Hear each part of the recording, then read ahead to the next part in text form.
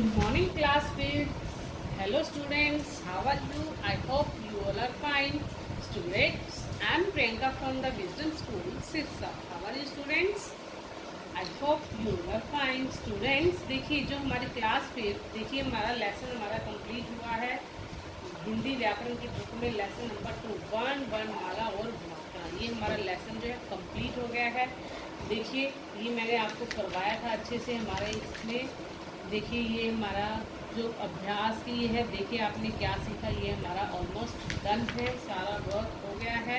तो आपने आज हम इसका क्या करेंगे, आज हम इसे रिवाइज करेंगे। ओके स्टूडेंट्स, तो देखिए ये हमारे इस पाठ में क्या क्या है। वर्ण, वर्णमाला, वर्णों के प्रकार, आगत ध्वनियाँ, पंचम वर्ण, स्वर के भेद, संयुक्त व्यंजन, वर्ण विच्छेद, तो ये सब जो है हमारे इस लेसन में आए हैं। ये थोड़ा सा लेसन लेंथी है बट इजी है। तो स्टूडेंट्स अब देखिए आरंभक में ही आया था हसल स्वर, दीर्घ स्वर तथा प्लुत स्वर। ये मैंने आपको दिया था कि आज ये आपने राइट करने हैं।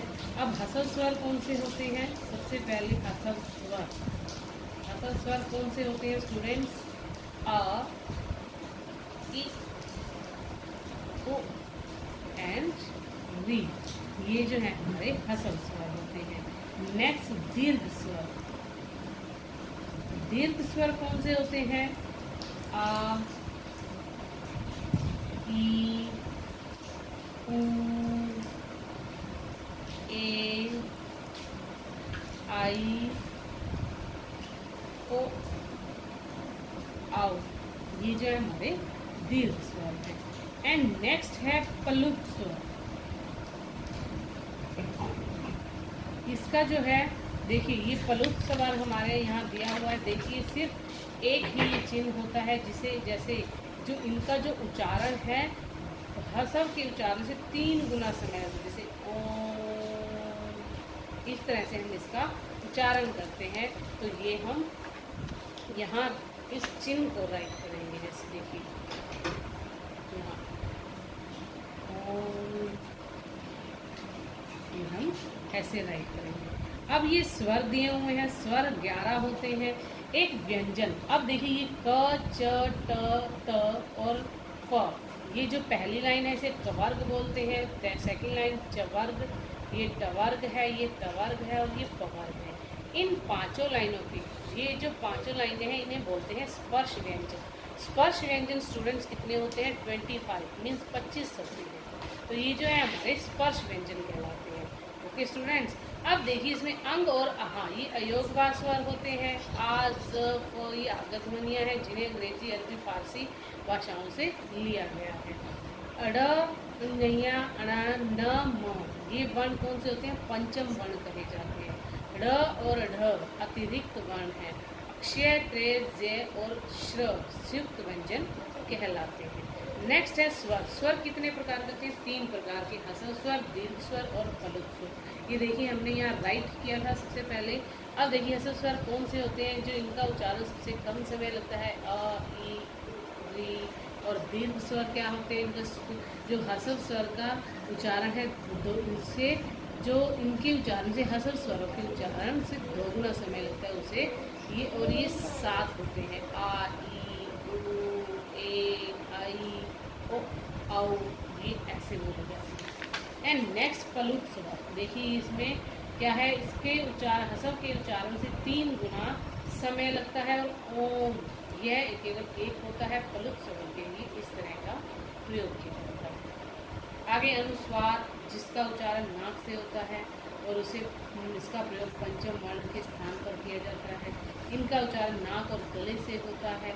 इनका गांव, आँख, चांद, आंगन आदि इस तरह से किया जाता है।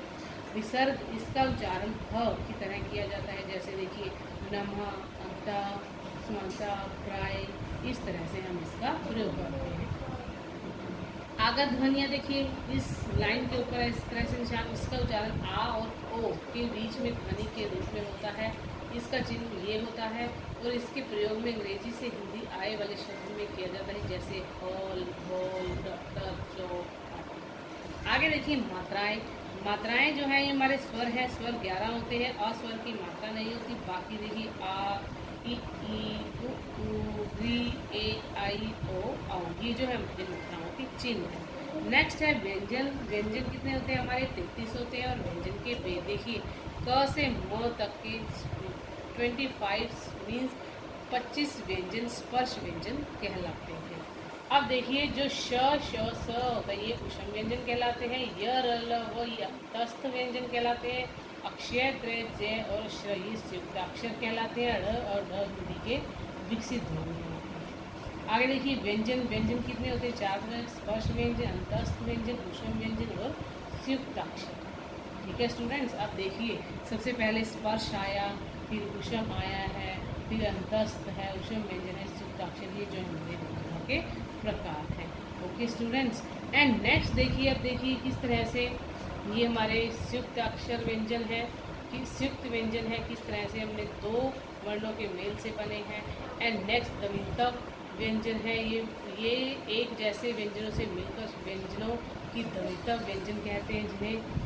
और ये इस तरह से देखिए आधा क, फिर पूरा क है, पक्का, धक्का, इस तरह से ये कंप्लीट होता है। संयुक्ताक्षर 2 अलग अलग व्यंजनों को मिलाकर बोले या लिखे जाने वाले अक्षर संयुक्ताक्षर व्यंजन कहलाते हैं। जैसे देखिए प्य, आधा प, आधा व्यंजन और पूरा व्यंजन, उसे मिलाकर बोलने के लिए उसे संयुक्ताक्षर व्यंजन कहते हैं। र का प्रयोग देखिए, र स्वर रहित होता है।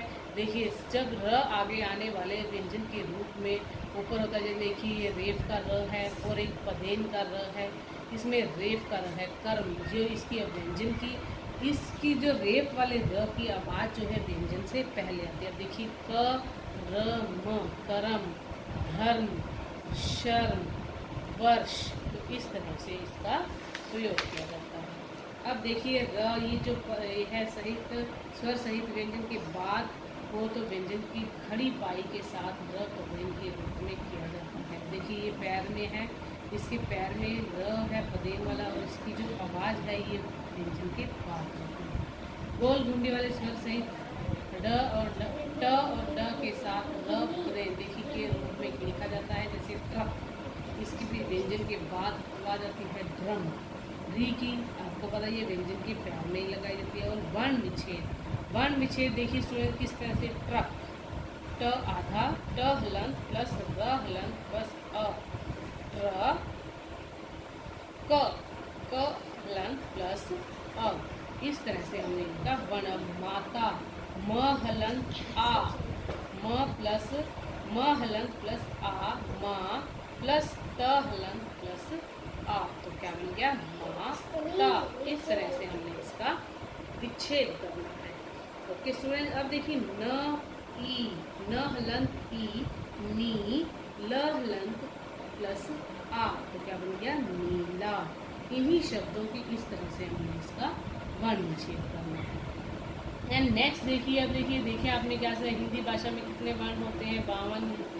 हिंदी भाषा में कितने स्वर होते हैं? 11। वर्ण किसे कहते हैं? भाषा की सबसे छोटी इकाई को वर्ण कहते हैं। अब देखिए ये प्रश्न उत्तर भी मैंने आपको पढ़ाया। व्यंजन किसे कहते हैं? स्वर के कितने भेद होते हैं? उदाहरण सहित लिखिए। भाषा की सबसे छोटी इकाई क्या कहलाती है? दीर्घ स्वर किसे कहते हैं? इनका आपने अच्छे से इनको रिवाइज करना है। तो स्टूडेंट्स जो हमारा पार्ट नंबर 2 था, ये हमारा पूरा लेसन हमने इसे रिवाइज करना है। इसका मैं आपका टेस्ट लूँगी, तो आपने इसे अच्छे से रीड करना है और समझना है। ये हमारा लेसन जो है कंप्लीट हो गया और आपने अच्छे से इसके करना है। देखिए मैंने इसके प्रश्न उत्तर आपको लिखवा रखे और सही गलत पर निशान लगाए, ये भी हमारे हो गए हैं। नेक्स्ट देखिए निम्नलिखित शब्दों में से सही शब्द चुनकर रिक्त स्थान पर शब्द दिए हुए, यहाँ सही शब्द लिखकर इन्हें फिल करना है। और ये प्रश्न, ये जो सही विकल्प चुनकर सही शब्द लिखिए, ये भी आपको कराएं। और यहाँ देखिए ये आपको दिए हुए हैं इसके शब्दों के वर्ण विच्छेद करना है, तो आपने इसका वर्ण विच्छेद अच्छे से करना है। ओके स्टूडेंट्स, क्लास 5 इस लेसन को आपने अच्छे से रिवाइज करना है, रीड करना है और आपका इस लेसन का टेस्ट लेंगे। Thank you students, bye, take care, have a nice day.